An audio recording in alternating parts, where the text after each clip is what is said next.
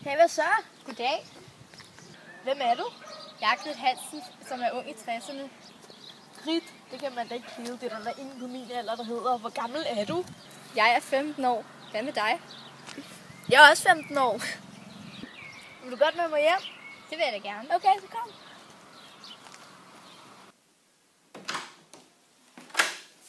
Det er så her, jeg bor. Okay. Hvad for noget ting ser du så? I min familie, der kan vi godt lide at se krimier og cowboyfilm om aftenen. Og du ser? Jeg ser Paradise.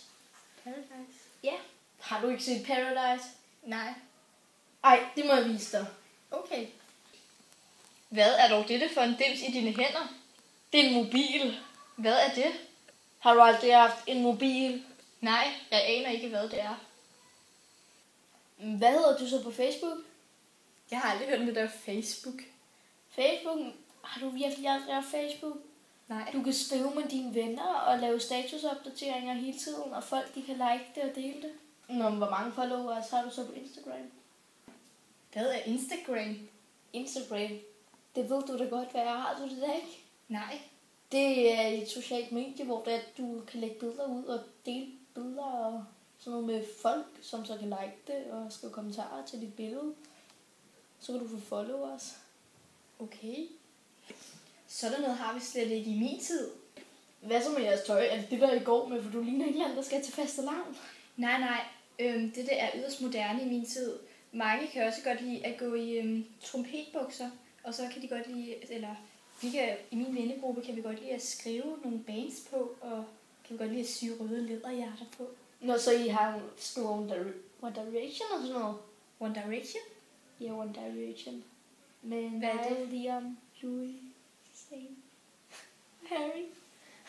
Har du aldrig hørt om det? Nej. Vi hører The Beatles. The Beatles. Det er jo så gammelt. Nej. Jo. Det er det nye. Det er det eneste, vi hører. Hvad er din yndlingssang så med The Beatles? Hey Jude, fordi de synger om fred og kærlighed. Hvad er din yndlingssang? Min yndlingssang, det er nok We Can't Stop med Miley Cyrus, fordi den handler om, at de fester, og de ikke vil stoppe og drikker, så der er ikke nogen, der skal bestemme over deres liv. Ej, hvor uansvarligt. Er det sådan, unge ser sig selv bare gå ud og feste, og så ikke tænke sig om? Altså, der er rigtig mange af os, der har rigtig dårligt selvværd, og så når vi for eksempel tur og fester og drikker os stang stive, så kommer vi til at tænke på noget andet.